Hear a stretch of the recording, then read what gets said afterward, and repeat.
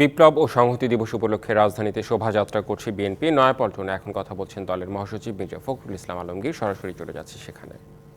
মোকাবেলা করতে সম্ভব। আমরা বিশ্বাস করি বাংলাদেশের স্বাধীনতা প্রিয় গণতন্ত্রকামী যে সৈনিকেরা এবং বাংলাদেশের মানুষেরা তারা তাদের স্বাধীনতার ব্যাপারে ঐক্যবদ্ধ থাকবেন এবং আছেন। তো আজকে তারিখ প্রমাণ হয়েছে এই অভ্যুত্থানের মধ্যে দিয়ে।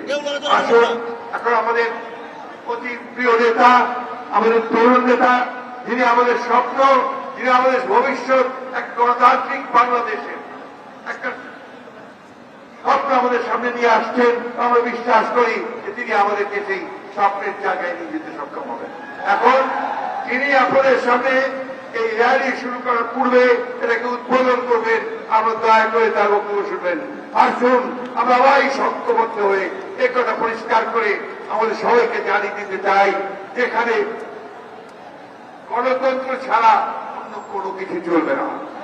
এখানে আবার কোন রকম স্বৈরতন্ত্র স্বৈরাচার আসার সুযোগ পাবে না, তাকে আমরা পরাজিত করব। আমি এখন সকল আপনাদের জানিয়ে শেষ করছি। আসসালামু আলাইকুম, খোদা হাফেজ। বাংলাদেশ জিন্দাবাদ, বাংলাদেশ জাতীয়তাবাদী দল জিন্দাবাদ, শহীদ জিয়া অমর, দেশনেত্রী বেগম খালেদা জিয়া জিন্দাবাদ, তারেক রহমান জিন্দাবাদ।